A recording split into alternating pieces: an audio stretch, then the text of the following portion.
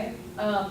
And it can be synthesized by the body. So the liver and the kidneys do synthesize it, but it appears that we do need more that comes in and to be functioning at a higher level with that. And what basically is happening, and so within the muscles, creatine combines with phosphate. So right, the ATP, right, system, so that 1 to 10 second run, this is where that creatine is helpful. And this is where I think some athletes don't quite get it. Creatine, I think, is used across too broad of a spectrum. It really is just for that really fast movement that's taking place. Now, however, so if we think about that, in a lot of sports, there's some sprinting that's going on and some other things, so it may help in some of those areas. But we'll talk a little bit more about something else that will help for the longer races. So you do need to replace about 2 grams a day, and then in the food is that 1 gram for non-vegetarians. So you can see here what might be happening with, and generally it's the animal products that you're going to get that in. All right, so they're going to get this. Okay, when I saw this, you guys are going to laugh. We had to do these maps in my doctoral program, and it was horrible experience for all of us. I don't know if the guy didn't teach it right. So the minute I saw this, I almost had a panic attack. But this is a really, really well done one.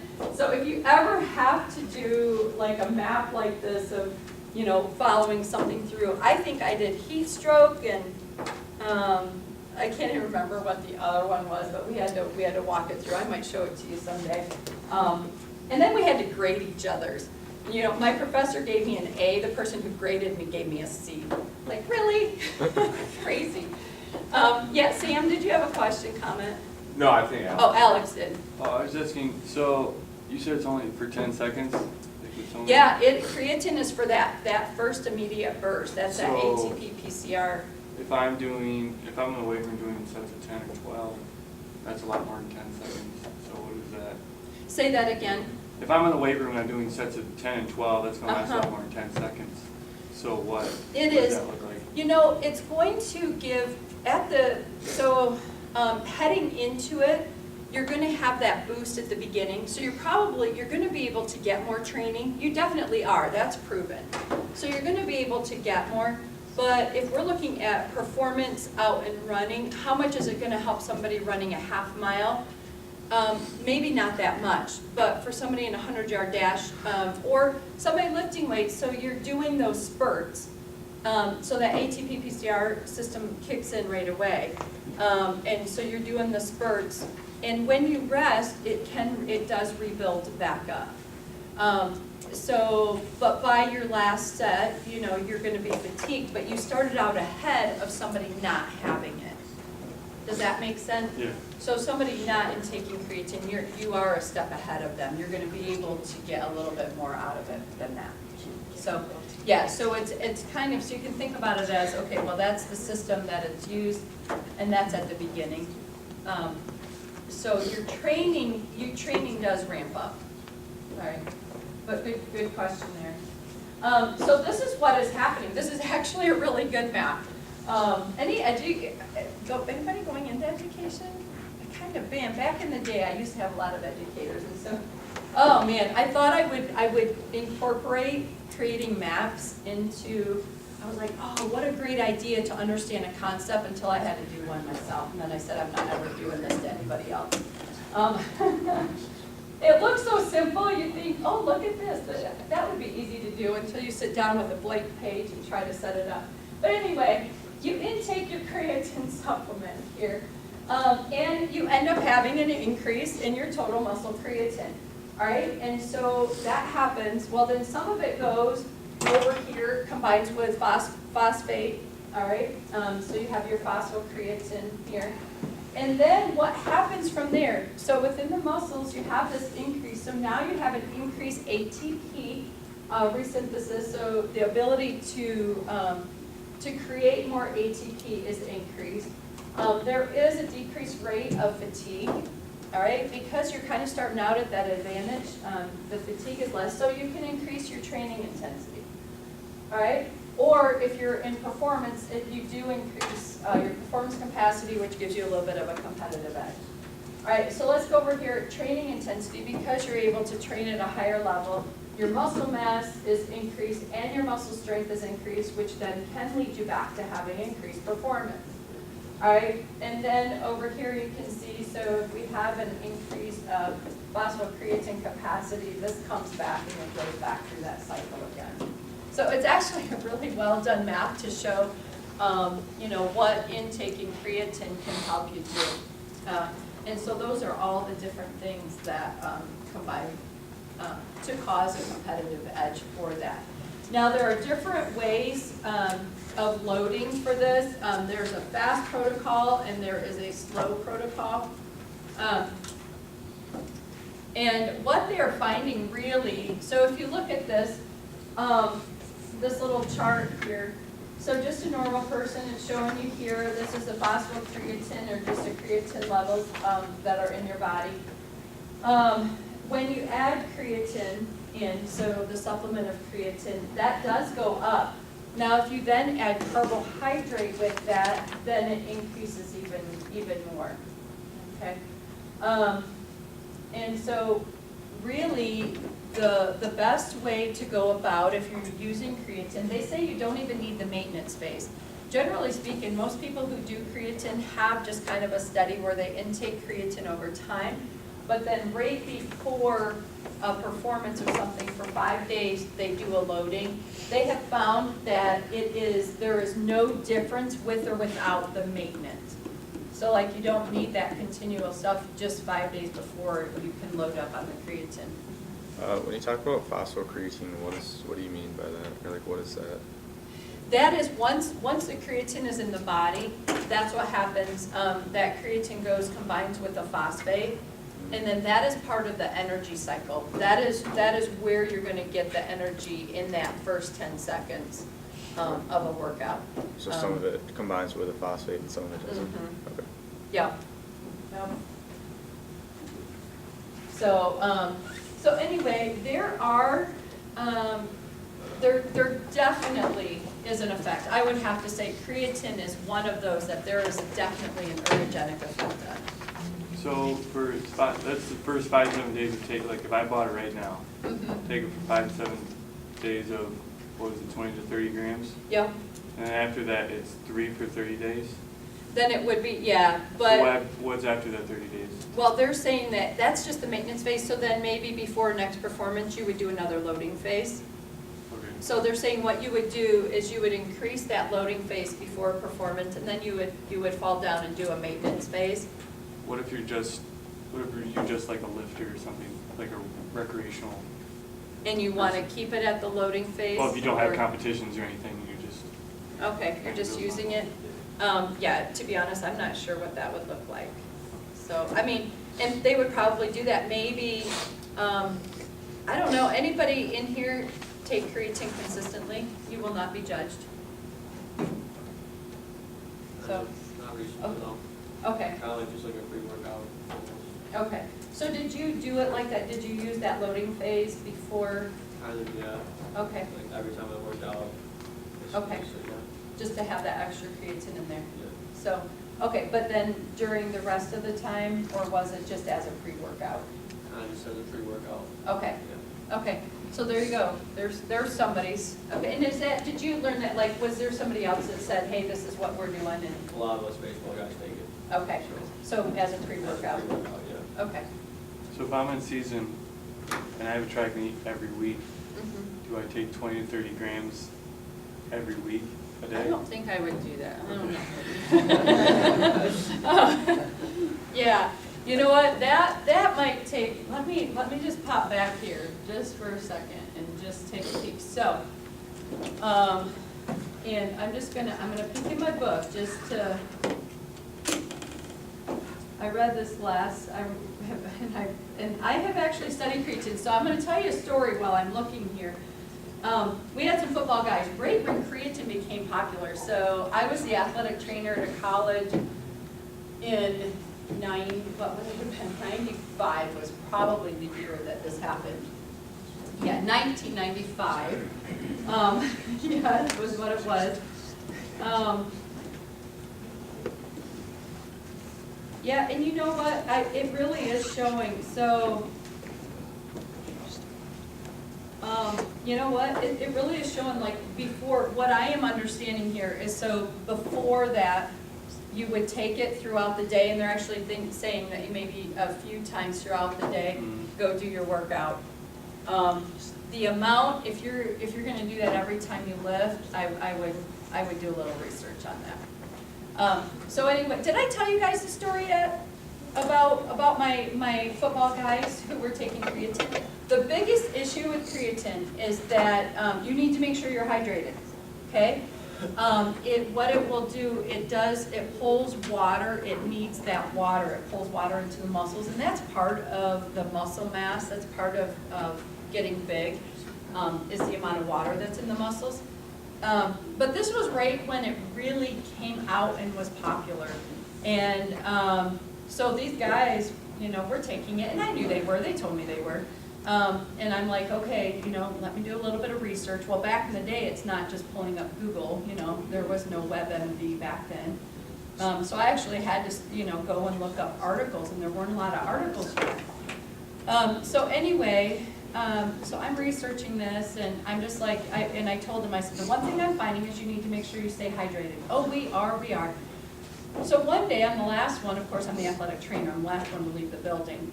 So I'm leaving the building, and I hear, seriously, this guy, I mean, he was huge, he was really, really big.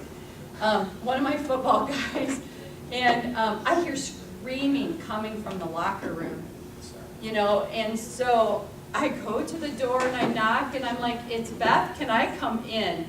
And he's like, please. And I go in there, and seriously, talk about muscle cramp, every single muscle of this man's big body was cramped. And so I ran and got water and Gatorade. I got 2 bottles. I went, I gave him the Gatorade, and I just said, you know, sip back and forth between those, and I am massaging his whole body out, trying to get it. At the same time, we hear ambulance sirens on campus. One of his buddies made it back to the room before that happened. He is cramping up in the room, and nobody there knows what to do, so they call the ambulance. And so after about 15 minutes, so he was in agony for a really, really long time. Did I mention he was really big and muscular? So I am massaging, I'm doing range of motion with him, and just telling him, keep drinking. I went and got, probably 2 times, I went back and got, a bottle of water and Gatorade. I probably still 3 times running back and forth to do that. And then he settled down, and his muscles weren't cramped. His buddy went to the hospital, and they pumped him full of stuff at the hospital, and then he settled down.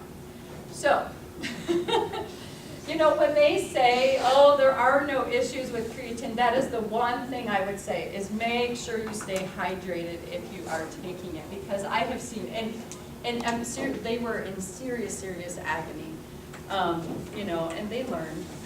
They learned not to do that again. Did you have something else? Do they give a recommendation, like, is it for a male 3.7 liters of water a day? Is that something like that? It is something, yeah. Do they give a recommendation of how much more? You know what, I don't know. Does it say anywhere, you guys, for like how to hydrate? How do you guys hydrate with that? Make sure you're hydrated. Yeah. I mean, I just try to drink water as much as possible as I drink it. So I was like, I guess every time I take, I just like balance out how much I'm taking, and I try and drink, I guess, double of water. Okay. Yeah, make sure all your guys know that. Yeah. But, so yeah, that would be something, I would look, it probably says on the container too, hey, you're gonna need extra water, this is how much we recommend. I'm good. You're all good? Okay.